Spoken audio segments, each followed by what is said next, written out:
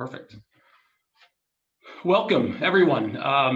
My name is Matt Casey, and I am the Associate Director of Graduate Career Services here at Tufts. This is actually a really exciting role for me because it is completely dedicated to our graduate students here at Tufts for coaching, events, workshops, support, employer engagement, alongside with our employer engagement team. So it is a treat to be here as always. This is a topic I think is in front of everyone's brain right now. I think it is in front of a brain when we're in school normally. I think COVID has shifted the world a little bit, and this hopefully will be a thoughtful dialogue about best practices of how to think about a holistic career strategy. Just a couple things for context about my background, which hopefully will be helpful for this exercise. I have been in career services in higher education full-time for about 4 years. I've also taught a career course for about 4 years in another institution. One thing I think is helpful is I was an executive recruiter, placement agent, executive recruiter for an organization that does search consultancies for higher education and academic medical centers. So an understanding what the hiring practices are from a recruitment standpoint, and we'll embed some of those conversation pieces in. The last thing I'll mention is that before I transitioned in 2010 to a world in career services and started my own career coaching business, I spent 12 years in business and planning and strategy and have hired a variety of graduate students. So can certainly speak to how a hiring manager might look at the content and where we look for talent. So let's get started. So the one thing I wanted to bring up in every presentation, I think it's critical to understand, is that career planning is very much a process. So I think when we think about engaging with other people or managing our careers, I think it often feels independent. Oftentimes it can feel lonely, and sometimes can feel very nebulous. And I think a lot of engagement with career services oftentimes is maybe around resumes and cover letters and interview prep. I think job search strategy is a big piece of this. So just when you're thinking about where you are in your career, whether or not you are actively looking for positions or will in the future, recognizing wherever you are on this map, or if you don't know, is that we're here to help you figure that out and how to navigate through it. So I imagine many, if not all of you, at some point in your careers have either looked at or specifically gone to big giant job boards to look for opportunities. When I think of big job boards and aggregators, I think of Indeed, I think of Monster, I think of Simply Hired, I think of Glassdoor, the ladders. So these are big, giant aggregating job boards. They're typically free, and they're typically the first thing you see when you log in to look for jobs. And there's a reason for that, is that they're massive, they're well-funded, they manage their SEO well on their websites. So, and the size is enormous. But here's the thing with big giant job boards, is that I think they're an amazing place to source what available options or opportunities are currently in the market or have historically been there. One of the things about big giant job boards is that because they're aggregated or third-party aggregated from other sites or other companies, is that they're not necessarily well monitored or managed. So you may be looking for jobs that may be ideal that have been closed for a year or two. I think they're a great way to find out the types of roles that are out there, and they are useful for looking for roles, but also placing your resumes and cover letters up there for passive search.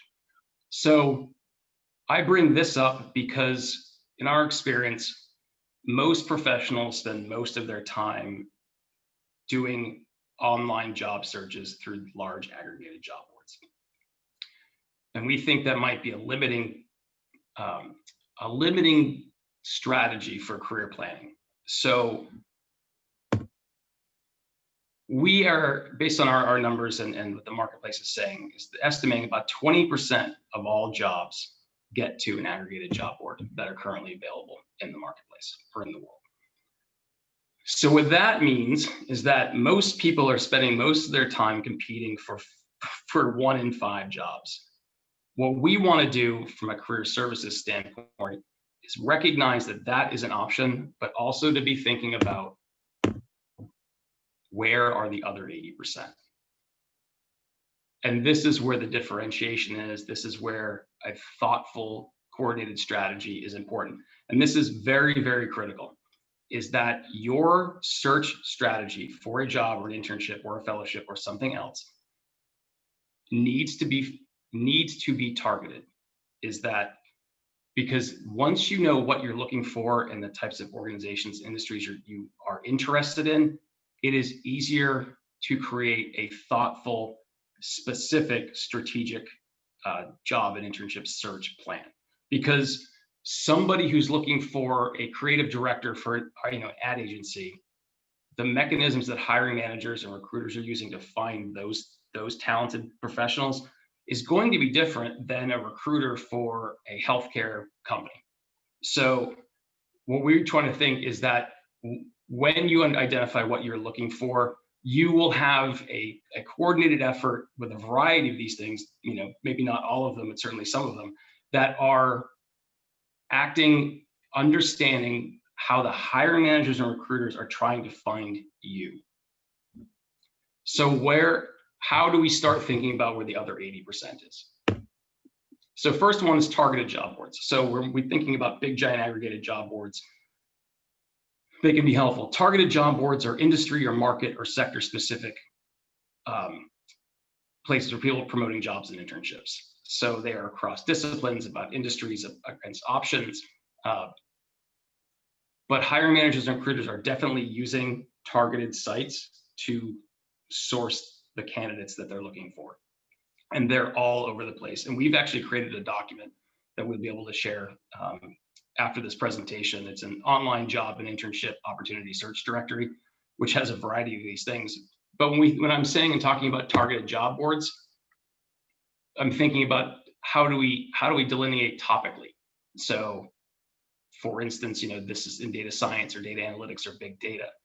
What we want to be able to do is curate lists of targeted job boards, and it's not exhaustive. These things have been vetted. So instead of spending your energy trying to find the targeted places to go look for the roles, we want to be able to curate the list of those sites so you can get into your targeted search. But we have targeted boards across the board. For those of you who are looking in environmental or sustainability or corporate citizenship, we have a directory here. If you're interested in engineering or writing or editing or publishing or journalism, and recognizing is that there are going to be job boards that are going to be vocationally specific. So if you studied engineering and want to be a practicing engineer, then engineering, you have a job board. But if you are studying a humanity and there might not be a direct translation, you may be studying for a master's degree or a PhD in history, but you may not want to be an historian or a history professor. But the idea is, how do I leverage and think about the skills that translate to jobs in the marketplace? This would be an example of that. We also have a curated list for internships and co-ops. So these are sites that are currently and historically promoting these types of roles. I can't speak to all of them. I can tell you that I have personally hired interns off of LinkedIn and internships.com, but I'm familiar with other ones that have been very, very effective. And they're not exclusive to undergrads. There are certainly graduate roles for internships in these places as well. One thing I'll mention as part of a career planning process is that there are times when we're looking for jobs, there are times when we're looking for careers, and there are times when we're looking for work. And sometimes they're the same thing, and sometimes they're different. But you may be in a position where you are either looking for potentially part-time work or remote work or things to supplement your income or build skills and competencies while you're in school or after. This is a curated list of these types of places. So, as you're thinking about, well, I need to be able to generate income in the short term, how can I leverage my existing skills to go do that? These are some of the examples of things we can use to help you find those opportunities.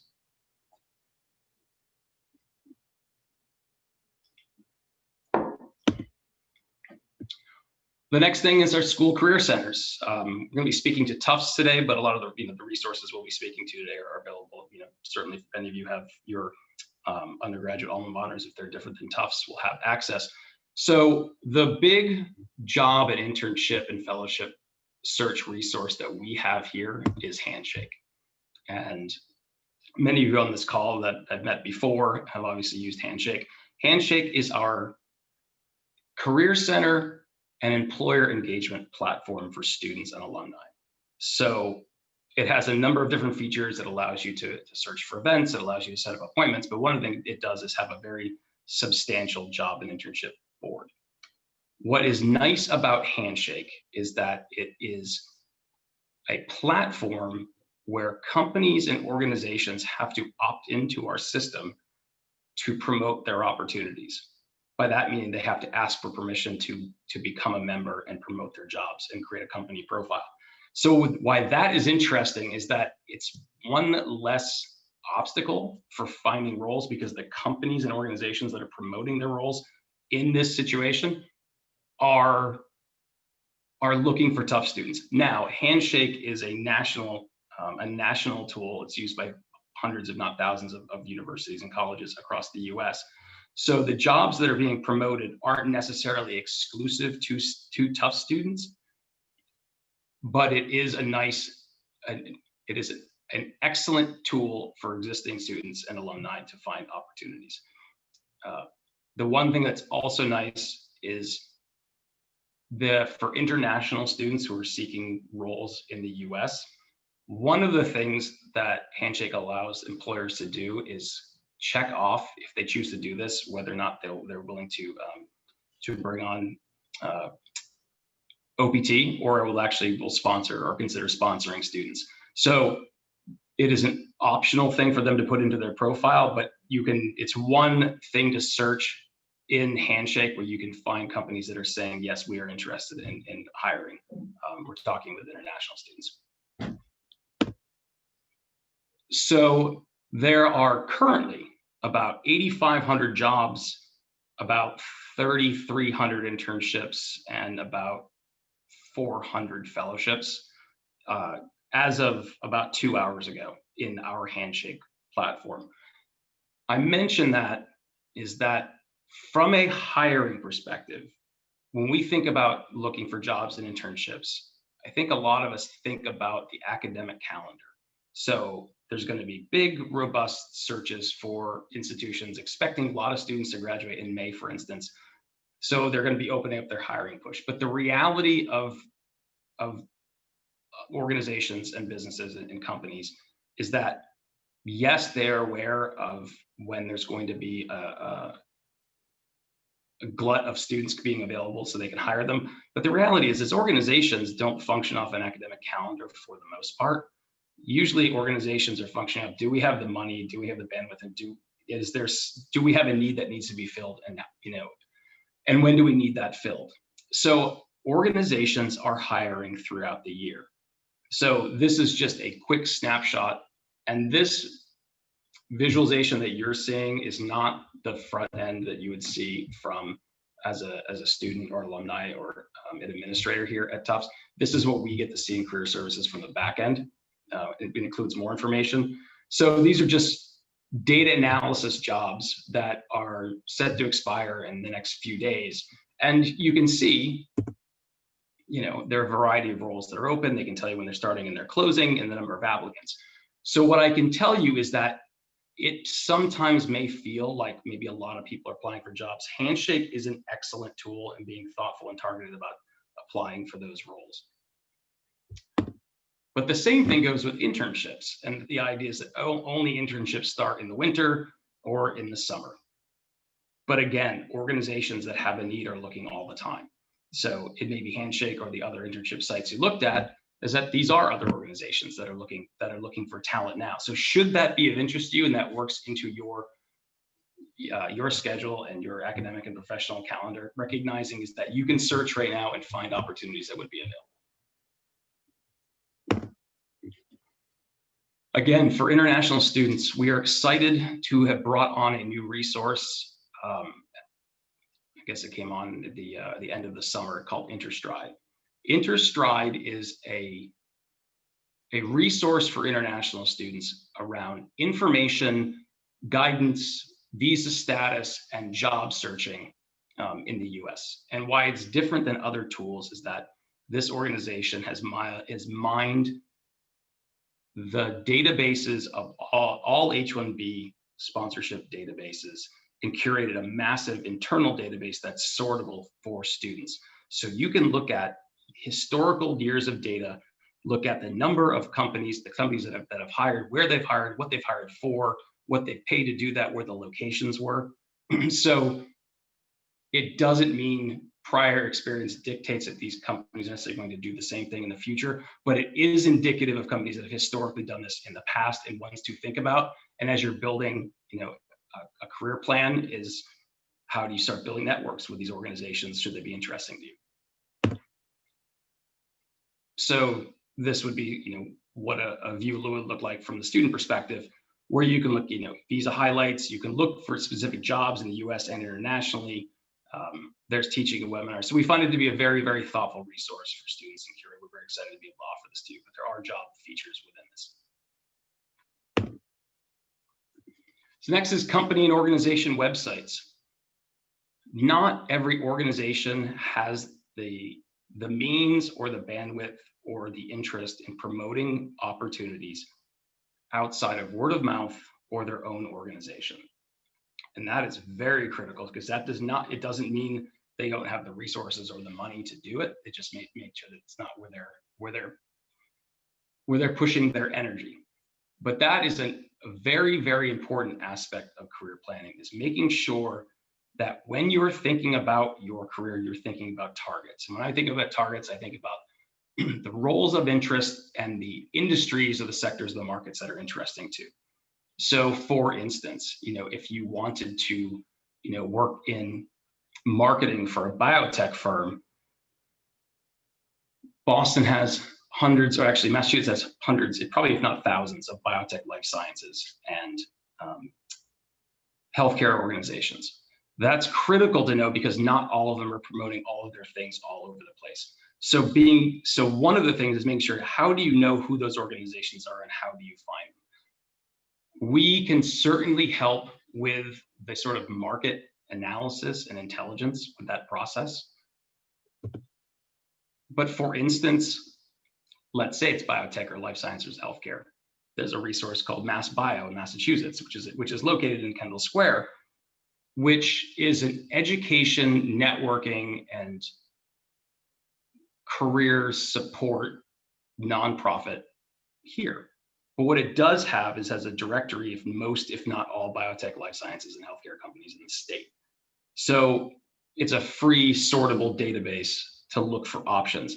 Why does this matter? Is that, as we found with big, large aggregated job boards, in the absence of having a targeted search, it's easy to do, it's easy. But the reality is there may be dozens of organizations that are exactly doing what you want to be doing in the way you want to be doing at it. But the only way that you're going to know about them is to go find them. So we can certainly help with those pieces. So just recognizing is having a curated search of organizations that might not be promoting elsewhere, I think is very, very important.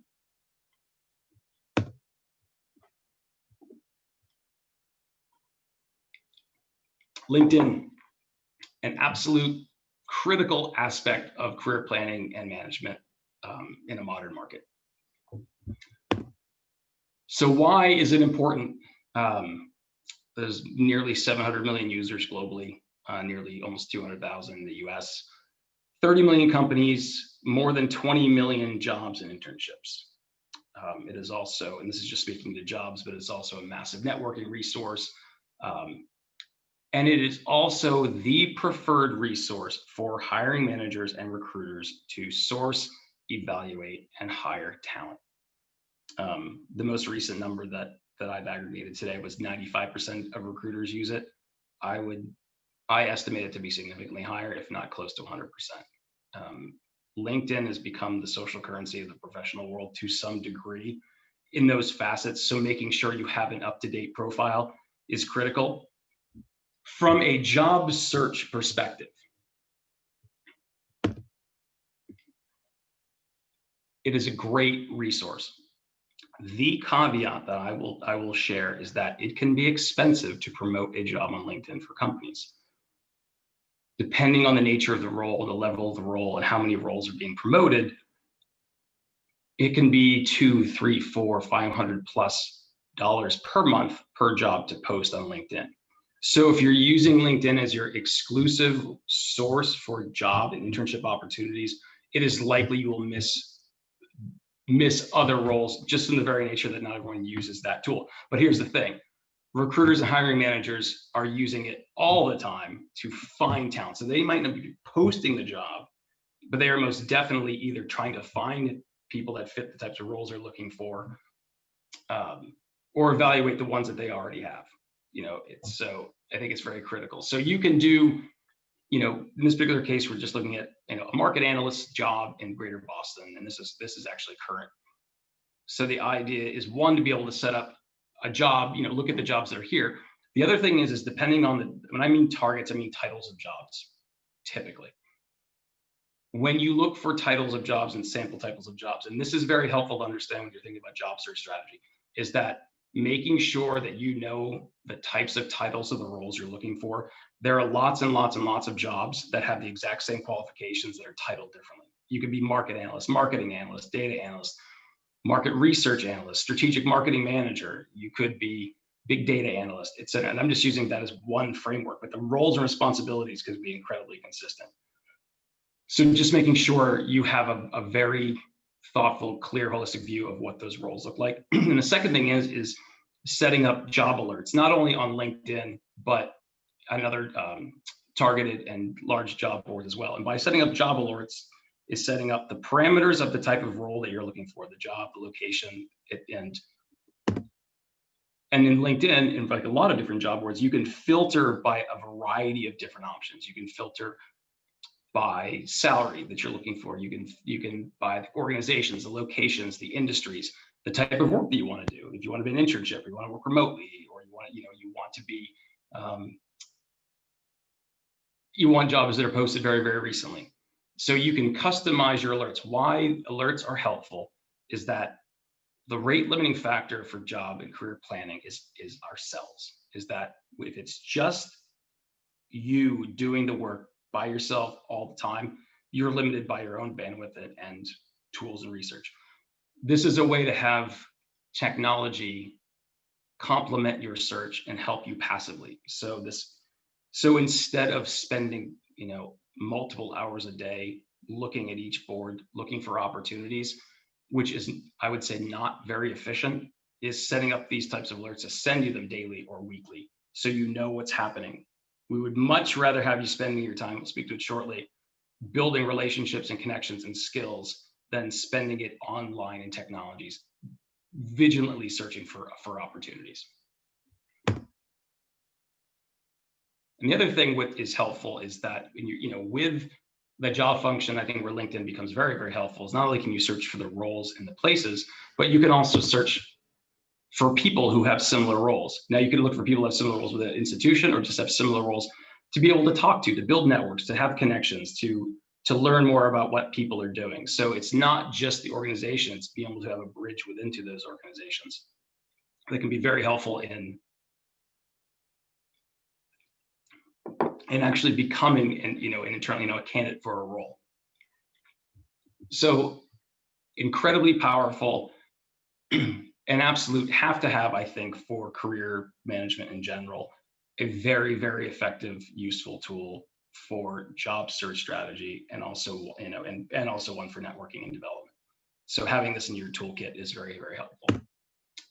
One thing that LinkedIn did very, very recently as a result of the pandemic is making sure that you can tell audiences about your interest in employment status immediately. So when you go to your profile page into LinkedIn, underneath your picture and your tagline, you can say whether or not you're open to work, and it allows you to dictate what those preferences are. So what you can do is, these are the types of roles I'm looking for. Here's the types of locations that I'm interested in.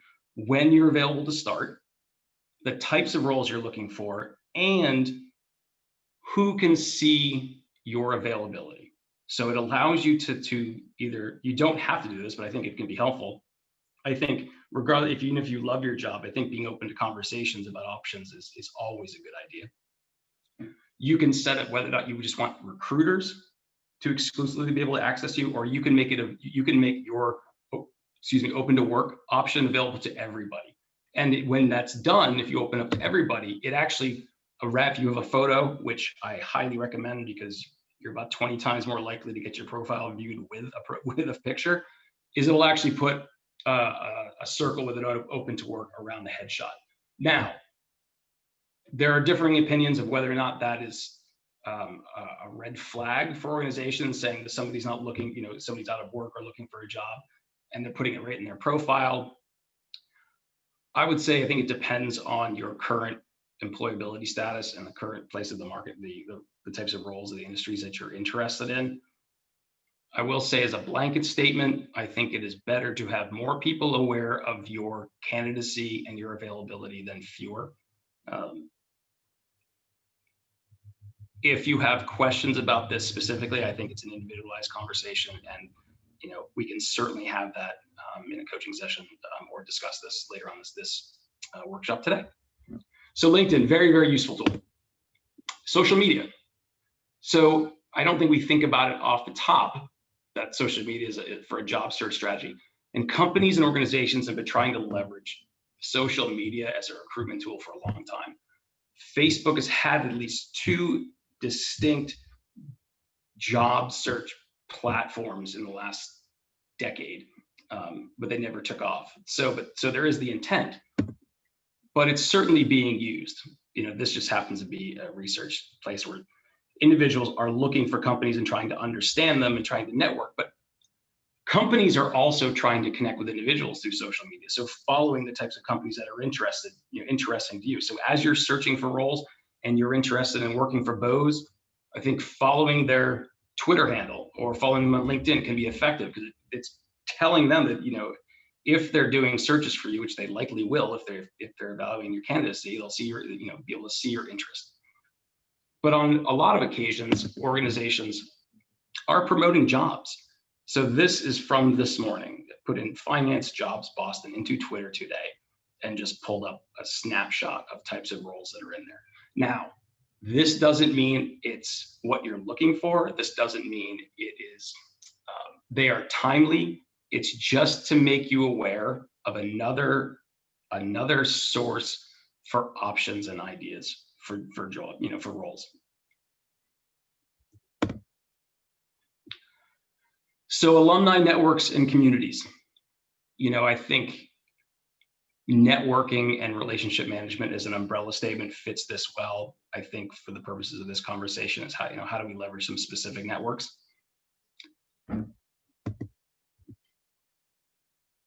Everyone should build their network before they need it. I agree with this wholeheartedly. Technology is a wonderful, wonderful way to solicit or find out roles and apply for them and make connections.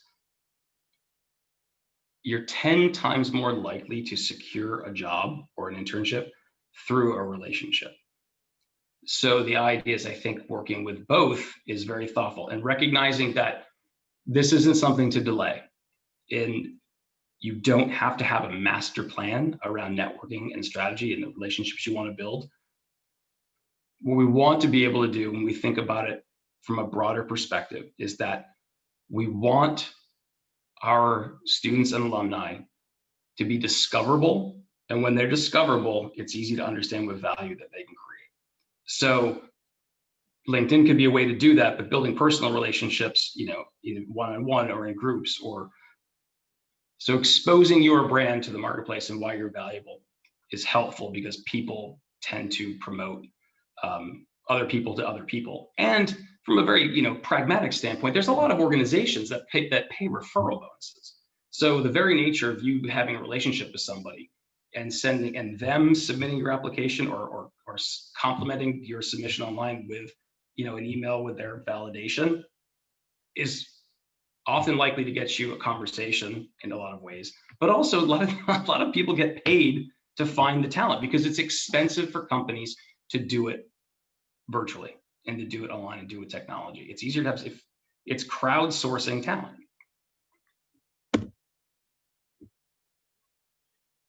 So networking is critical for a variety of different reasons. You know, the one thing I'll just mention from a relationship management standpoint is when you are building and starting relationships, and it is incredibly valuable for job search, is when you are starting to build relationships, is that you're not asking for a job up front. Is that, you know, relationships are built on time and trust, and that's something that can be built in a day, that can be built in over weeks. But recognizing if you are reaching out to somebody and asking them for something without knowing them first, it can be somewhat alarming or frustrating to an audience. Is why am I spending this time, and why am I helping you if I don't know who you are? But it's a great job of referrals, and it's just good practice. Now, I say one more thing about networking and relationship management is that whatever your style is for building and connecting relationships, if you like going into big rooms with stacks of business cards and schmoozing with audiences, that's great. If you like working one-on-one or in small groups, that's fine. If you like doing it virtually, that's excellent. Whatever your preferred style is the right one for you and will be successful when executed for your career job search plan. And this is the reality, is, you know, this map of connections and access is how much relationships touch the career, you know, the job search strategy map. You know, I think aside from job boards and company websites, which typically are independent of individuals, everything else in some way is tethered to people. So just recognizing that as a feature and how those relationships and connections can be built is helpful. And, you know, how can this impact you? This is just an example of, this is a map of my LinkedIn connections about 8 years ago. This technology no longer exists, which is unfortunate because I think it's a great way to visualize the relationships in your life, at least the professional ones that are the ones you have in LinkedIn. So this represents about 1,000 people in my network at this particular time. So that's 1,000 first-degree connections. I'm directly connected to 1,000 people on LinkedIn. I can reach out to them and message them immediately. But let's say I want to get to a secondary connection. So I have to go through somebody that I know to get to somebody that I don't know. Based on how LinkedIn works and its exponential reach of your contacts, access to about 500,000 people. Now, LinkedIn gives you access to third-degree connections. So working with somebody you know to get through somebody you don't know to get to somebody that you don't know who you want to talk to. That's about 11 million. So this is access to 11 million people through a technology and a site that's sort of ubiquitous in the market and is predominantly free. So just so you understand, like, you know, how you build your relationships, but the scale becomes very fascinating over time. So you start realizing how much reach you have and how deeply, because at the time, this 11,000 people were, you know, there were 250,000 or so people in LinkedIn. So this represented about 5% of the network that was accessible. Now it's certainly gone up before, you know, from there, and there's some limitations to sort of LinkedIn unless you go through their paywall. But that being said, scale and access matters, and you realize that you already have networks, you already have relationships, you're already in communities, you're already in student groups, you're already in classes, you've already been to medical, you know, the schools you've been to, and the houses of worship that you've been part of, and your affiliations. So you start thinking more broadly about the people that you know.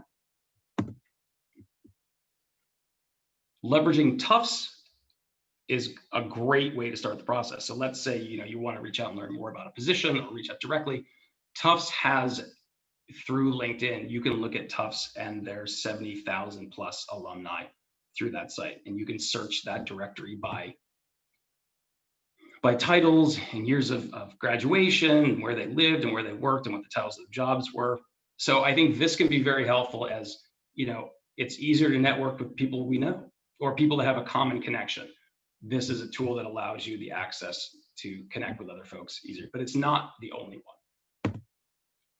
We have a resource that was launched last year called The Herd. The Herd is it's a virtual engagement platform that connects Tufts communities. One of the things it's very good at doing is being a networking and mentorship platform for alumni and current students. So we have several thousand alumni in and several thousand students. This is a place where you can reach out to individuals directly who might be interested, if you're just doing exploration into fields, but they might have relationships into organizations that are helpful. So this is a internal platform for people in the Tufts community to access other members of the Tufts community for relationship building and information and guidance and insight. Tufts also has a massive LinkedIn group. There are 16 to 17,000 people in it now, which you can access by reaching out to the Career Center, and they'll give you access to it. So this is a community where Tufts alums and current students are having conversations and connections and promoting their opportunities. And finally, the Tufts Alumni and Friends, the Tufts Alumni Directory, which has over 100,000 alumni that you can access. So there are 3 different tools and resources that are directly connected to Tufts, where you can sort of build connections and outreach and either learn more about opportunities or specifically target people that can help you source and access new roles. Recruiters and placement agencies. Historically, I think these terms, the recruiters and placement agencies tend to fall in the idea of these are headhunters. And there has always been some sort of a negative connotation of headhunting, is that it's external people representing companies that are trying to fit anybody into any job to get paid. What I've found is that it's very different than that, and that these are organizations and people that are working on behalf or hired by other organizations to either find specific candidates to get hired or to build pools of candidates for companies to evaluate, which is very common in higher ed. So the difference being recruiters are typically sort of industry or market focused. The job profiles can be entry level to executive, but they tend to be predominantly targeted and focused in certain areas, and that the people that are working in recruiting have subject matter expertise in those places. Where placement agencies are, I would say, are also recruiters, but they also offer the value of temporary to permanent contract opportunities. They oftentimes have relationships with many more organizations and are trying to fill a variety of roles at a variety of different levels for a variety of different time horizons for organizations. Where recruiters are definitely, I would say, more specifically towards full-time and contract, placement agencies are become very popular, particularly in moments like this where it may be pre-recession or you're COVID, when you're trying to find options. Placement agencies are if they don't cost, neither of these should cost you anything. If you are ever solicited by someone for you to pay them to help you find a job, I would strongly scrutinize that request. It is nearly impossible to guarantee a job in an organization to do that. So again, be skeptical. So recruiting firms have their own pieces, their own disciplines, their own facts.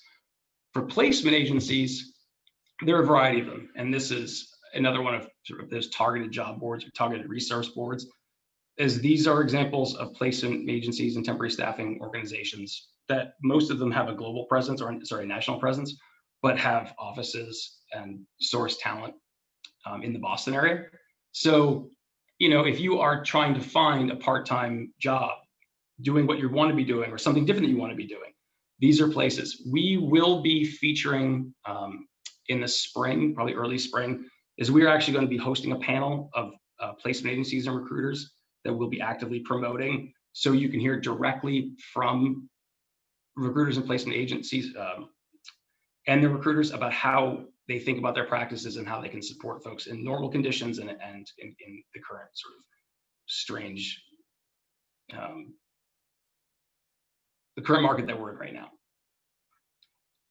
One thing I'll also, share is I think it's also helpful if, any of these topics are interesting.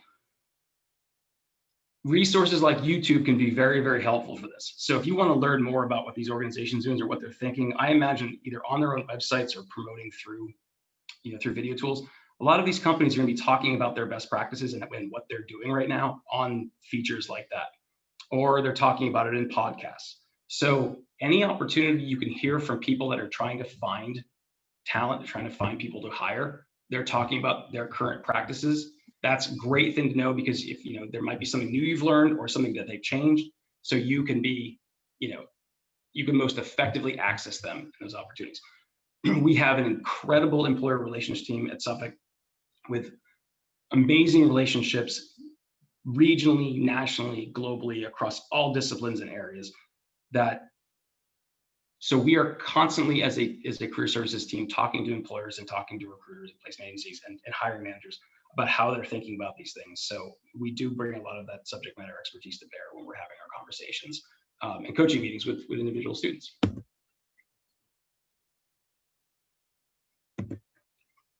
Job fairs,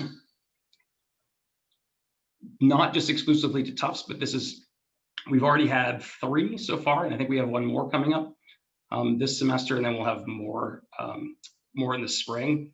But one of the questions people ask is, the Tufts Career Fair was typically in the gymnasium. What are we going to do now? Innovative organizations have thought long and hard about this and have really done an amazing job at adapting the job fair model to a virtual platform. There are multiple tools, multiple frameworks in which to do this. We actually are using Handshake to manage, to sort of host what we're doing. But organizations all over the place are doing this. So just recognizing that we host, fairs like this and employer engagement event, we offer a lot of different events, but also recognizing is that there are employers and organizations all over Boston, all over the country, all over the world that are doing the same thing sometimes they're free access, sometimes they're paid. Ones that we find out about, we try to promote on Handshake. But this is where, understanding that organizations and companies are trying to participate or launch or feature these things. There are going to be virtual career fairs over the next few months in Boston, I'm certain of it.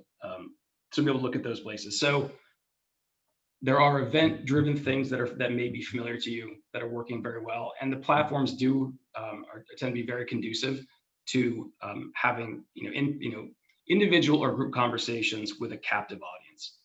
It takes away a little bit of the transience of walking the floor, meeting serendipitously meeting employers. So we've covered a variety of different topics around. It's not exhaustive, but there's a lot of different pieces. One last piece that I will mention is, and this is becoming more and more true, it is entirely possible, if not likely for many of you, is that the job or the internship that you are most qualified for, that doesn't exist yet. The rapid change in technology, the speed of innovation is staggering. The number of technologies that everybody's learning from and embracing becomes very, very critical.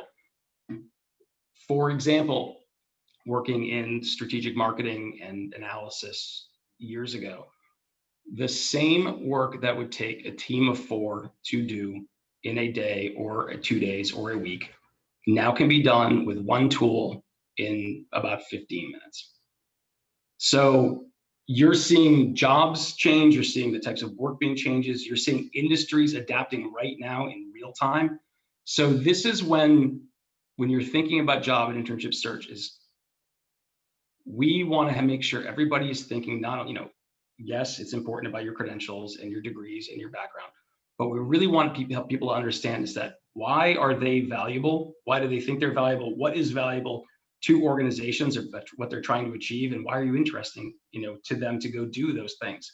So, as I mentioned before, not only are we talking diligently with employers, we're talking with administrators, we're talking with staff, we're talking with employers, we're talking with companies, we're going to events and best practices, not only in our industry, but all of them. So what we want to be able to do from a coaching perspective is, trying to figure out what's next is, we can speak to, existing roles and opportunities, but we're very adept at speaking to what the possibilities are and want to make sure that you can focus on those. And that becomes helpful because if you're identifying needs that can be met by an organization, you might be ahead of your competitors who are trying to do it the old way. So we have a number of different resources, on the Career Center website. We have a career guide, which has a lot of information about job and internship search strategy, as well as all the other elements around the career planning process. We will be relaunching our website probably by the beginning of first semester, which will be very interesting. We're going to be moving towards a lot of the same resources, but moving towards a community-based system. So if you're interested in any of those specific topics or specific industries or specific sectors, we can talk to those things about you. And there will be experts and tools and guided resources for your exploration, your targeting, and your job search plan.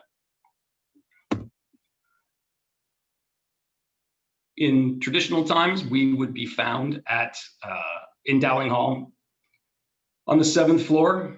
We are currently doing all of our programming virtually, and all our engagement and all our coaching appointments virtually right now, and I imagine that will be for the foreseeable future. We do have a presence every day in the career services office, usually 1 or 2. We're not actually seeing any appointments, but for general questions, you can reach out to there. To set up appointments with us or myself, you can go to Handshake and use that as an option. To learn more, the Tufts Career Center is at students.tufts.edu/career center. And if you have questions or comments and want to reach out to me directly, I am best accessed at matthew.casey@tufts.edu. So this is a lot of information about a broad topic. And, in summary, I think having a targeted plan to look for the roles you're looking for is important. And if you're looking for multiple things in multiple areas, the targeting, practice and strategy will be different. Having a strategy will help you find uncovered opportunities that your competitors are less likely to find. And we hope that we can be a resource and an advocate for you throughout your time here as a student and also as an alum. And one of the big benefits for being a Tufts alum here is that you get you get career services for life for free. So, should you finish your degree here, you can always access Tufts and its tools and resources moving forward.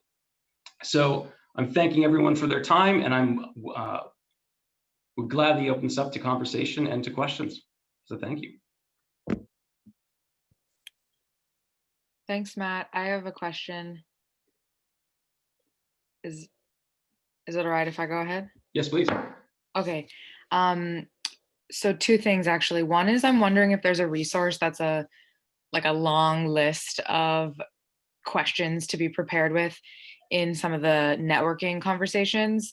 I've just had, sometimes you talk to somebody who just goes on and has all this advice and has a lot to say, but I've had a couple more awkward instances where I don't really have a ton more to ask, or it would be the wrong time to say what would make me qualified for a job at your company when they don't know me. I don't know. So I'm just hoping for a long list of good question ideas. Sure. And my second question is, I appreciated a lot of the content earlier because I don't know how to do a job search at for-profit companies. I've been so mission driven. So this has been a question I've had for my recent career services meetings. But I guess in that vein, I'm still mission driven, whatever that means. So I'm wondering if you have any advice to be more specific. First of all, the jobs that I'm interested in don't have any typically traditional titles like analyst or marketing. But also if there's a way to call through, or how to hone still wanting a company, but how to look at really good companies. Sure. So I think there are third-party resources of evaluating, like, the Boston Business Journal has a list of the best companies to do this, or these are the ones with the best cultures. Here are the ones that are the most environmentally friendly. But the reality is that there are so many organizations in so many places. So, a lot of it is, there is a lot of secondary, like, due diligence that goes into finding these options. What I think is way more important, though, and this makes that search exercise, I think, easier, is really being clear about you and your fundamentals. There's a personal inventory form that I use and built, and the idea is that the more specific we are about our interests, our skills, our attributes, and so, like, sort of the branding element, like who we are, how would we be described, your values and motivators, so what's really important to you, your work style and preferences, so, like, how do you like to go to work every day, like, who do you want to work with, what kind of relationships do you want to build, what kind of leaderships do you like, and then goals and expectations. The reason to do that is that it strips job titles and gets to what is important to you. And then what we think is helpful is, how do you map that to an interest as a starting point? So do you have industries that are interesting to you, or areas or topics that you want to be a part of? That's the starting point. So one of the ways to do it, let's say it was child advocacy. So it's one thing to have, we have our own view of what that world might look like, but that's something that is a value and an interest at the same time. What we help, people take the next step is, how do you deconstruct a marketplace to see what it really looks like? And this is what businesses do all the time. Is like, what's the universe look like and how do we play in it? It should be the same for people. So, and I'm talking about all the themes that might go around child advocacy, and it might, education, parents, and pedagogy, and instruction, and ages, and brain development, whatever, it could be topics or interests. But what that ends up doing is, you're starting to align yourself with what's interesting to you. And then you're thinking, you've already done your work on your skills. So then you start mapping areas. So what you end up being able to do is saying, this is something that I like. Now I can target my search to these types of companies and organizations doing this thing, or these types of things. Then your search isn't this big anymore. Then your search is this big. Because then you're like, I would like to do this in Seattle, Boston, and Fort Lauderdale. Okay, that gets this bigger. Then we're like, all right, what are the tools, the typical tools and resources? Then we're going to talk about what the relationships that we want to build into our alumni and connections. And depending on how far you are in the process, are you doing discovery conversations, or are you doing sort of strategic relationship building questions to get an opportunity? So those things depend. So it really is personal. So, and I know it sort of elaborating a lot about a process, but it sounds like a lot, but the time it saves is radical. So, and as far as, having conversations, yes, I mean, if there's discrete ways to exit awkward conversations, or how do you take a conversation and create an objective out of that, or an outcome, or a next step, that's certainly that, or just recognize that that's a relationship you may not want to sustain, and how to get out of awkward conversations. You can certainly have those, certainly speak to that too. One tool that is very helpful that we have to practice things like this is Big Interview. So Big Interview is our virtual interview preparation and sort of training platform. So it existed before COVID, but it's even more useful now, given how many interviews are virtual. But here's the thing, yes, it's an interview platform, and it's got questions across all areas, across all pieces. It has industry specific and topic specific.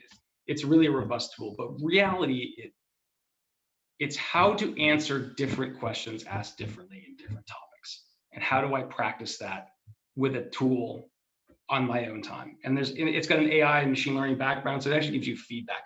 That is a great way on everyone's own time to start working on that pitch and start working on those conversations and talking about your value and talking about your interests. And that we also do interview prep and this strategy too. So if you want to go through this exercise in specific, I would be glad to do that, and do examples and practice those things. That's a lot of words.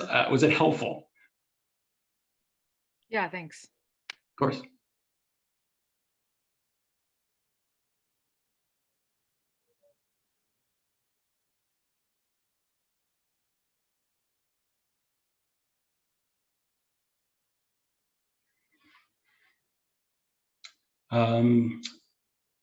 Questions that get asked, should you, if you're currently employed, how should you promote your availability on LinkedIn? That's become a big piece.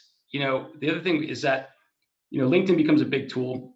One of the things that, people are concerned about is, will my boss or will my hiring managers or will like HR find out that I'm looking and want to get rid of me?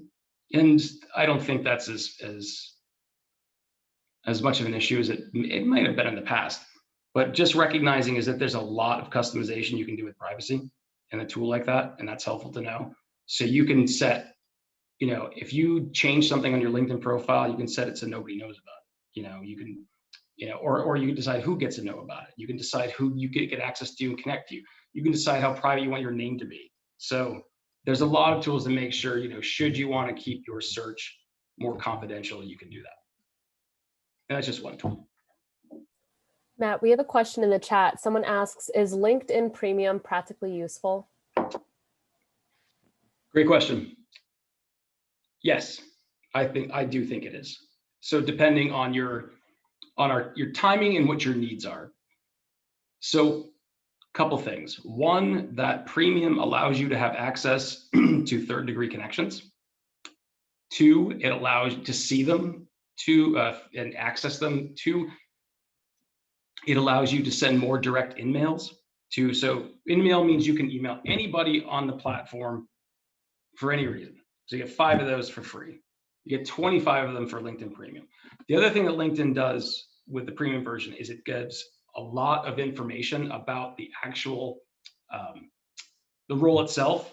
So it will look at your skill profile. It'll give you salary examples. It'll give you sample other jobs. So I think when you're really starting to think about, is that role work for me? Do I want that thing? Or is that salary consistent with what I'm looking for? There's a lot more data behind the opportunity. So you can see more people, you can connect to more people that are outside of your current cohort. You can check on salary and more information about data and resources. And that's a baseline. What I recommend everybody do is, if you haven't done it before, you get a free month, is work with that. Is do the first month and see what you think. And then, re-up if you want to. I tend to find that in the midst of a very specific job search plan and actually in the process of applications, I think it can be very effective. And that's the thing, you can turn it off from month to month if you choose. I have a super quick question, if that's okay. I know we're like over time. Oh yeah, no, it's fine. So I was trying to think of how to formulate it earlier, and I was like, you talked about so many resources, and like all of them seemed kind of amazing, like, social media, LinkedIn type stuff, or, the different boards and platforms for looking for jobs, even company websites. I guess my question is, where should someone start? Because it feels like there's a lot of things you could do. And sometimes I've noticed that if I have a big project and there's not an obvious starting point, I kind of procrastinate a little bit. Do you think like making lists of companies, like going ahead and making accounts at, a few or many of those different websites is helpful? I mean, I don't know. List of sample job titles as a starting process, and see how broadly that is. Understanding the titles are important because that's what you end up searching. Understanding the nature of the roles becomes just as helpful, because what that dictates everything else. So if you know what those are looking for, I might say spend 10 minutes on Indeed and the ladders looking for sample jobs. I might say spend 10 minutes looking for people that have the title that you're looking for that are Tufts alum, and looking at their LinkedIn profiles and see what they've done. I would be, if you're a member of an association, I'd be looking at their job resources or talking to peers about the types of work and roles that they're doing. And I would be if you're in the process thinking about the next step, depending on your comfort level, everyone's comfort level, one of the things that I've found as a coach, and I found it also as being an entrepreneur, was how often I didn't let the people that were my biggest advocates know what I was trying to do. So family, friends, colleagues, classmates. So I was trying to build this external brand with unknown people to get a job, when there's a network of people that I've built that, if asked, wouldn't be able to articulate what I do and who I do it for and why that's valuable to them. Making sure your close networks have an idea of who you are, what you're trying to do, what you're studying, and what you might like to do, I think is a perfect first step. Is that you could have 20 people with the same mentality right now that, you know, there's something to be said for serendipity, but it's also around intent and intention. Is that if I know what you're looking for, my mind is going to be available to see that thing more often. And because you're 10 times more likely to get a job through a relationship, that's a big piece. And because people are the advocates, they might be looking more diligently for you. That's what I would do. Awesome. Thank you. Sure.